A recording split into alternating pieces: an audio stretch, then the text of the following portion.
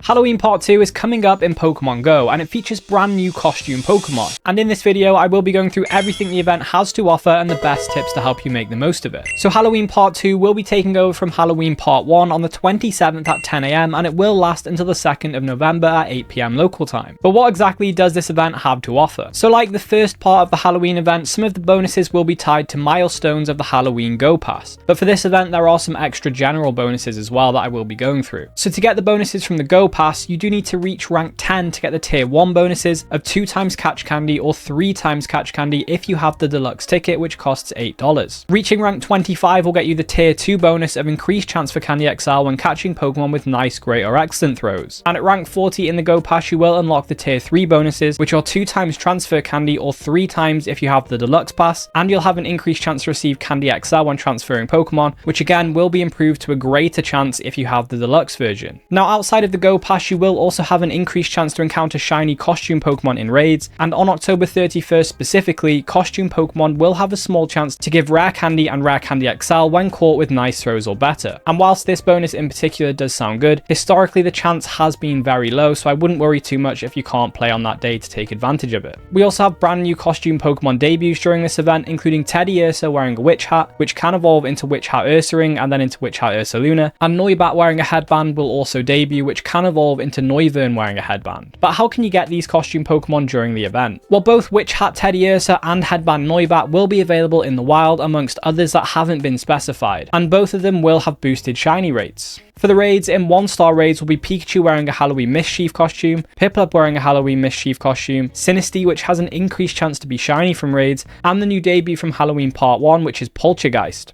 In 3-star raids will be Gengar wearing a Trick and Treats costume, and Drifblim wearing a Halloween Mischief costume will also be in 3-star raids. In 5-star raids will be Dow's Drive Genesect and Shock Drive Genesect until the 28th at 10 AM, where Altered Form Giratina will take over. And do note that the raid hour on the 29th at 6 PM will feature the origin form of Giratina and not the altered form. In Mega raids will be Mega Houndoom and Mega Absol until the 28th at 10 AM, and then Mega Gengar, Mega Sableye and Mega Banette will be taking over. In 1-star Shadow raids will be Shadow Phantom and Shadow Yamask, in 5-star Shadow raids will be Shadow Latias, and in Max battles will be Max Woobat. And we will also be able to encounter Pokemon through field research tasks, namely Pikachu wearing a Halloween Mischief costume, Teddy Ursa wearing a witch hat, Froakie wearing a Pokemon Halloween costume, Noibat wearing a headband, Rowlet wearing a Pokemon Halloween costume, and rarely you can encounter Spiritomb. And some tasks will also reward you with Mega Energy for Gengar, Houndoom, Sableye, Banette, and Absol. There will also be new avatar items available for purchase in the in-game shop. There'll be event-themed stickers from spinning Pokestops, opening gifts, and available in the shop as well. Lavender Town music will be playing each night of the event in-game, and Pokemon Pokestops and gyms will be decorated for Halloween. But which of the event encounters are actually worth focusing on? Well, the 2 new costume Pokemon don't really have any meta relevance outside of Ursaluna being ranked 85 in the Master League. But with them being new, having a shiny boost, and being available in the wild, it is a pretty good time to hunt them. And being costume Pokemon, they are rare, and if they do return in the future, they will probably be in raids, or just generally more difficult to shiny hunt, so now is your best chance. Out of the field research encounters, we have costume Rowlet, which can evolve into costume Decidueye, and Decidueye is the 20th best grass type attacker with Magical Leaf and Frenzy Plant. Costume Froakie, however, is even more important because Greninja is not only the 16th best water type attacker with Water Shuriken and Hydro Cannon, but its new Mega evolution does seem like it's going to be even more impactful because with its 299 attack and access to Hydro Cannon, it is very likely it's going to be one of the best water type attackers in the game. Still not quite on the level of Primal Kyogre, however. And whilst not meta relevant, Spiritomb is a good target from research because it is rarely available and it does have a boosted 1 in 64 shiny rate. For the raids, it's worth noting that Halloween Mischief Piplup can't currently evolve, and whether it will be able to in the future or not isn't known, but it is possible. However, I wouldn't really recommend raiding it until we do have the option to evolve it, because Empoleon is actually a strong Pokemon in the Great League and the Ultra League at the moment, but you don't want to be wasting raid passes on something you can't evolve, and you might not be able to evolve for a while. We also have Sinistea available, which isn't meta relevant, but it is shiny boosted in raids, and getting a shiny antique form will be very rare, with Sinistea only being the antique form 1% of the time. Similarly, Poltergeist doesn't doesn't currently have any meta relevance, but getting the Artisan and Masterpiece forms of Poltergeist and Sinistra will be rare and most likely a 1% chance like Sinistea and Poltergeist. Do note though that Poltergeist can't be shiny currently, so you are just going to want it and its evolution for the dex. We then have Gengar wearing a Trick and Treat costume, and this one is actually a really good one to raid. Not only because it is a rare costume variant of Gengar, but also because Gengar is a meta relevant Pokemon. Do note though, if you do need Mega Energy for Gengar, make sure to raid at least one Mega Gengar, which is available at the time of this event,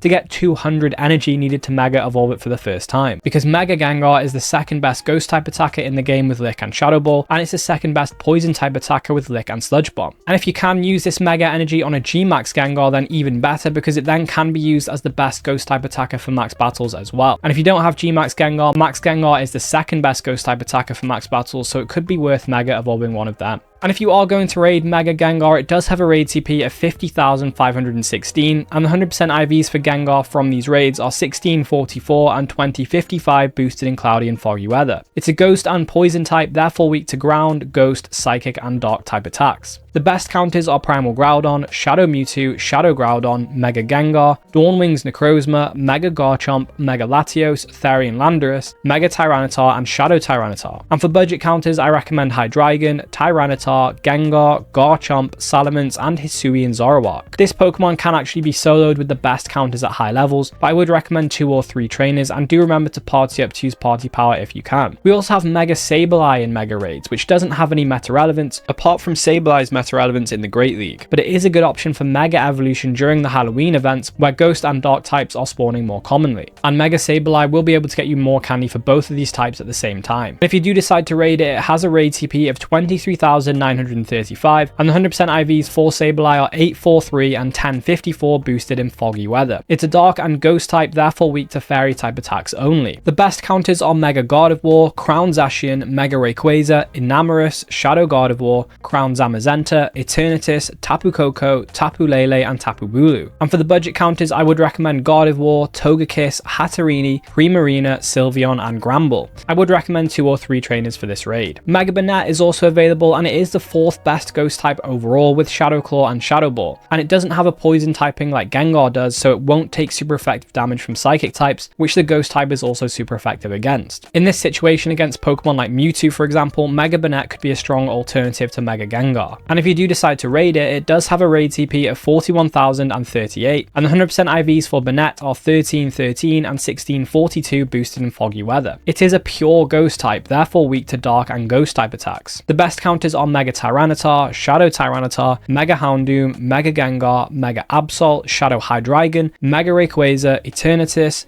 Dawnwings Necrozma and Mega Salamence. For budget counters, I would recommend Tyranitar, King Gambit, Salamence, Incineroar, Hydreigon and Houndoom. This one again is soloable with the best counters powered up past 40, but I would recommend 2 or 3 trainers. And for one day of the Halloween Part 2 event before these 3 Megas go live, we have Mega Houndoom available, which is the 5th best Dark type with Snarl and Foul Play, and we also have access to Mega Absol, which is the 4th best Dark type with Snarl and Brutal Swing. But do note that Brutal Swing is a legacy move for Absol, so Mega Houndoom might actually be a better option if you don't want to use an Elite TM. Mega Houndoom does also have the advantage of being able to boost damage and candy for Fire types as well as Dark types.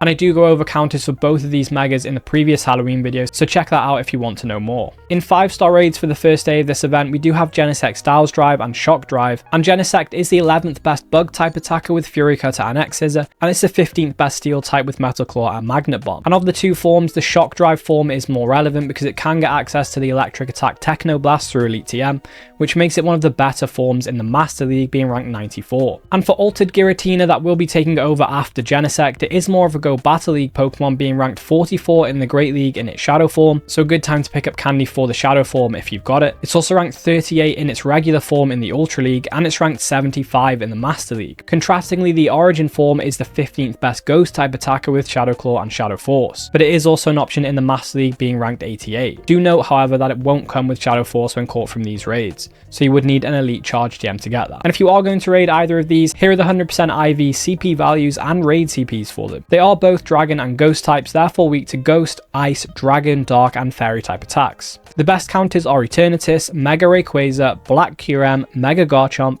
Dawnwing's Necrozma, Mega Gengar, White Kyurem, Shadow Garchomp, Shadow Palkia, and Shadow Dialga. For budget counters, you could use Haxorus, Garchomp, Salamence, Tyranitar, Hydreigon, or Dragonite. I would also recommend at least 2 or 3 trainers for this raid. For Shadow Phantom and Shadow Yamask, which were in 1-star Shadow raids, their evolutions Shadow Trevenant and Shadow Cofagrigus respectively, they are going to have slight upgrades over their regular forms in the Ultra League, where they will both pick up a couple of extra wins. But to power up any of these Pokemon, you are going to need candy. So what are the best ways to maximize candy during this event? So you will be getting 2 times catch candy during this event if you make it to tier 1 of the Go Pass. This means you will be able to get 12 candy per catch with a Pineapple Berry, or 14 with a Silver Pineapple Berry. And if you do buy the deluxe version though, you will get 3 times catch candy. And when you get to tier 2 of the Go Pass at rank 25, I do recommend focusing on Nice, Great, and Excellent throws a bit more, because you will have an increased chance of getting Candy XL from those. And at tier 3, you will be getting 2 times transfer candy, or 3 times with the deluxe ticket, and you'll be getting an increased chance for Candy XL when transferring Pokemon, so do make sure you are at tier 3 in the Go Pass before transferring Pokemon that you want candy for. For the Rare Candy and Rare Candy XL drops from the costume Pokemon on the 31st, I would recommend checking online for anyone that has reported on that day what the drop rates are like before you go out and play it. And you can also Mega Evolve a Pokemon that shares a type with a Pokemon you're catching to increase the amount of Candy, Candy XL, and XP you get per catch. Now this event doesn't seemingly feature as many Dark and Ghost types as the first part of the Halloween event did, but with the rest of the Wild Spawns not being announced, I do still think there's a good chance we'll be seeing quite a few more. So Mega Evolving Sableye to get Candy for both of the Ghost and the Dark types will be useful still.